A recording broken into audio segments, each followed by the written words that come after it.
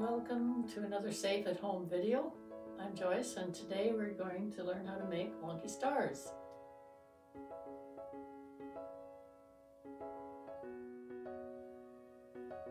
These wonky stars are so easy to make, not a lot of measuring, and everyone is different. The main thing you have to think about is the contrast between the background and the stars. Sometimes I put an interesting print in the middle. They can go from very, very tiny to very large.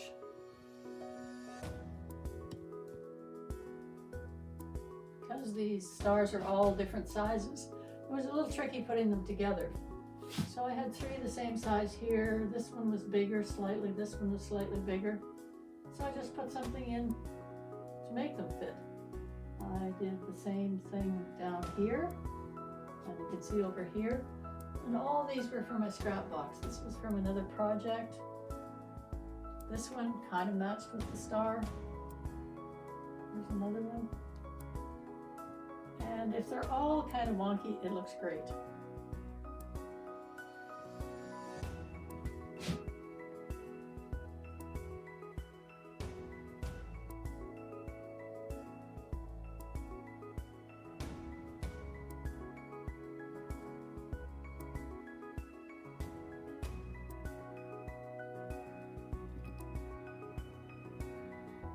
So to make these stars, we need two pieces of fabric of contrasting colors. The center square determines how big your star is going to be. I think I'm going to make 3-inch squares, and I need 9 of them of the background. So I'm going to cut a 3-inch strip to start with.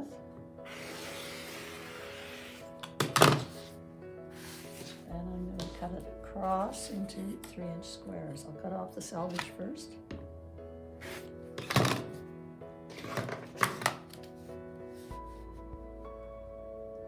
Because my fabric is doubled over, I'm cutting 2 at a time. So 2,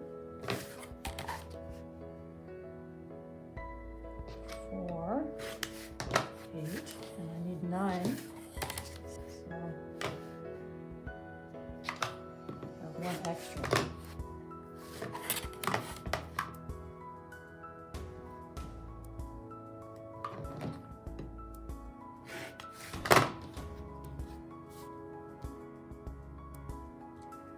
For the star points, I'll need 4 squares that are a little bit bigger than the background ones, so I'll do them 3.5.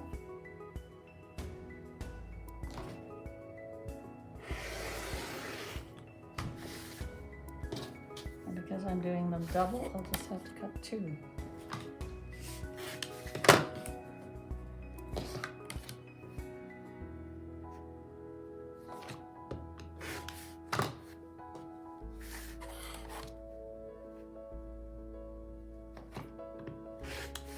And then we're going to cut them diagonally.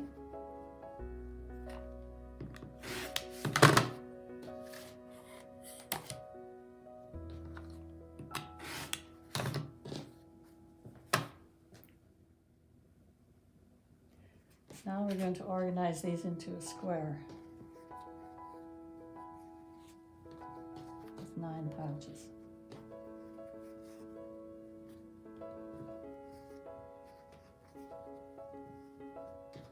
I should have thought of this fabric when I was making the wonky houses. And then these are going to be the star points. I'll show you how to make them next. So we're going to put right sides together. This will go across the point, and then we'll fold it out like this.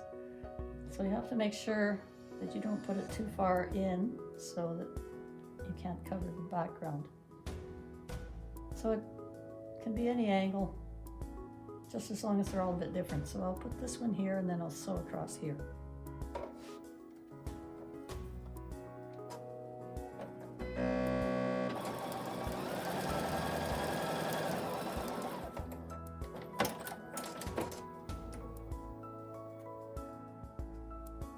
I've pressed it open. Now I'm going to turn it and trim it where the blue is.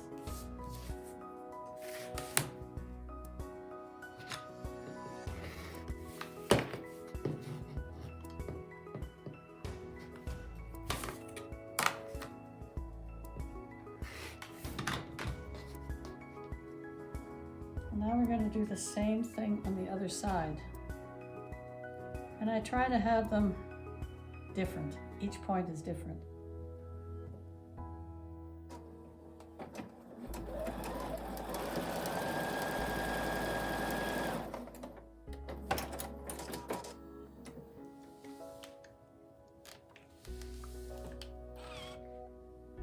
Now I'll trim the yellow off this one, the same as I did the last one.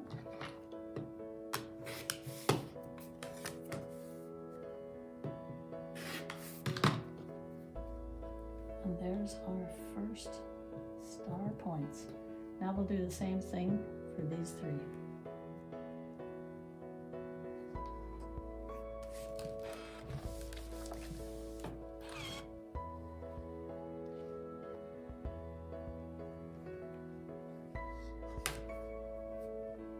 Once again, I'm going to trim the yellow off.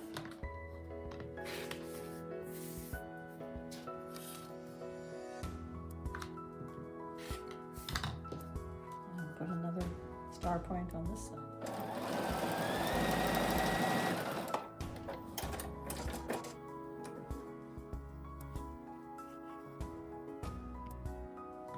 And we'll trim the yellow off again.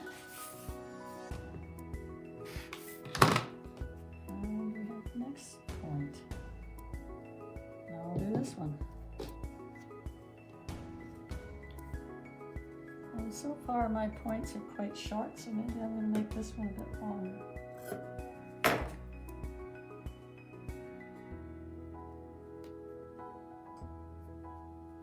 Right sides together. I almost made a mistake there.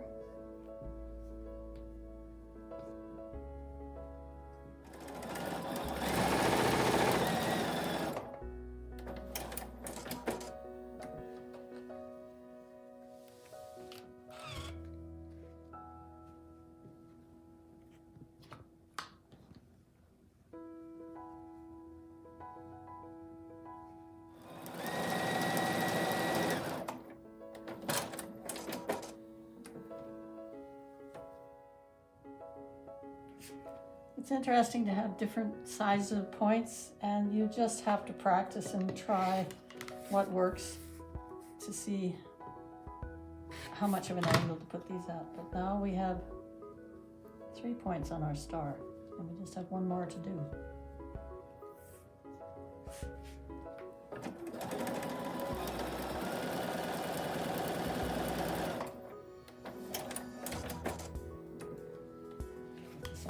Again, that's all exactly the same. And now we have our star ready to put together. Sometimes at this point I would go through my scrap box and see if I could find something interesting to put in the middle, but it still looks fine like this. Sometimes I would spend time reorganizing this, like this one in the middle. It's more interesting. This one's quite plain. Maybe this one this way. That looks good. Changing the center square changes everything, right? Now we have the blue. What if it's yellow? To me, it's nice, but the star is just too solid looking. So what about this one? Altogether different. I'm going to cut a 3-inch square out of this fabric to use in the middle because I like the looks of this one the best.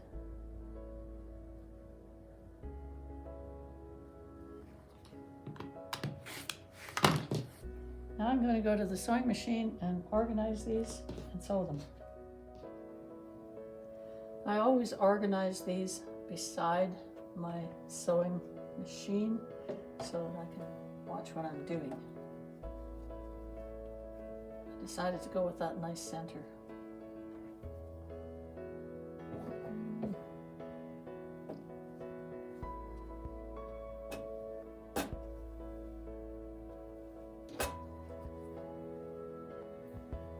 looks good. So I'll sew these two together first. Right sides facing each other? Right sides together, always right sides together. Now, instead of starting and stopping, I'm going to now sew these two together.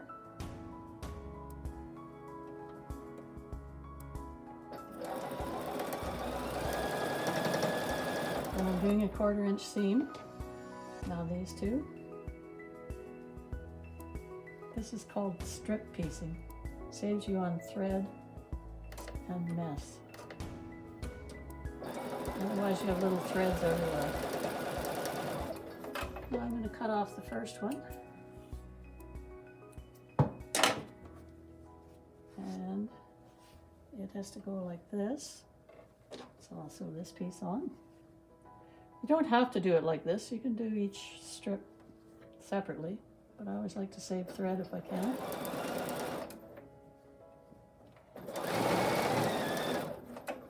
Now the center one.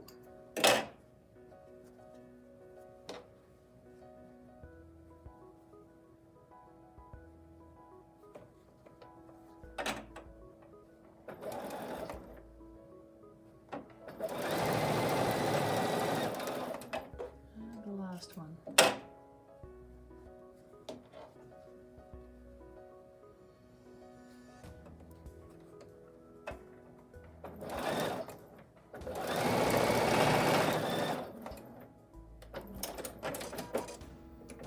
And now I cut them apart and go to the ironing board.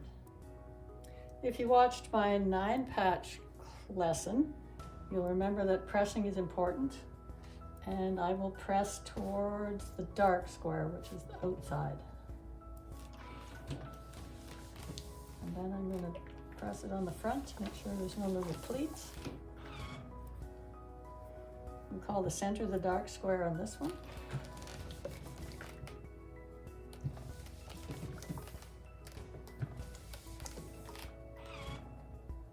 And this will be pressed towards the outside.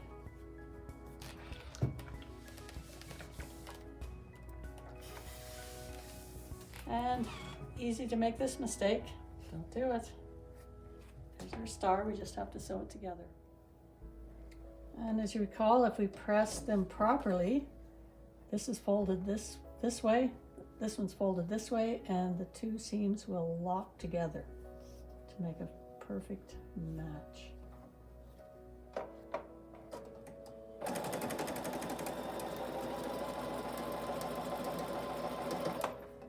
Just make sure these are locked as well.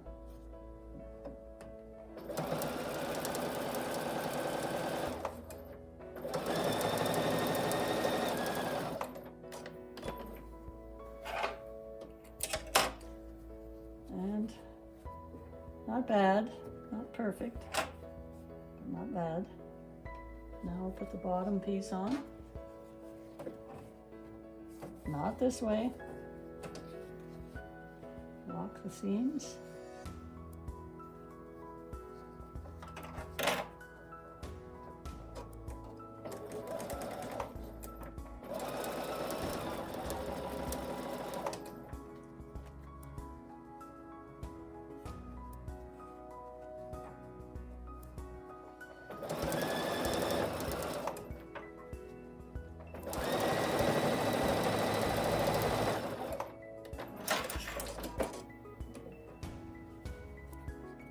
Look at the star.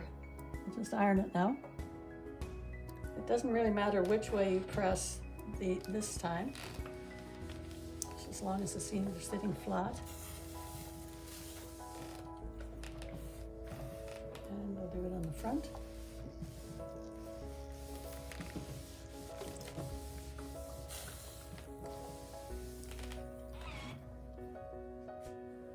Whenever you're finished a block, it's good to square it off. I have a square ruler. You wouldn't need, you can use a regular ruler. This is a bit easier.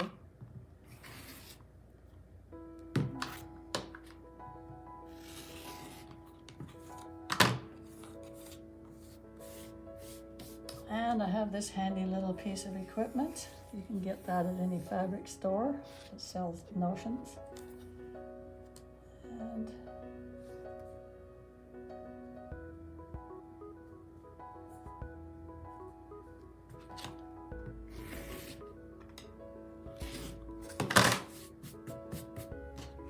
And there you have a nice wonky star. I really like this one. So here you have one wonky star. You can make a whole bunch of them, different sizes, different colors. If you're not up to a big quilt, you could put this on the front of a bag. I love decorated bags. You could make 2 or 3 of them for a table runner, maybe make a pot holder out of it. There's endless things you could do with these. Thanks for joining us. Stay safe between your walls.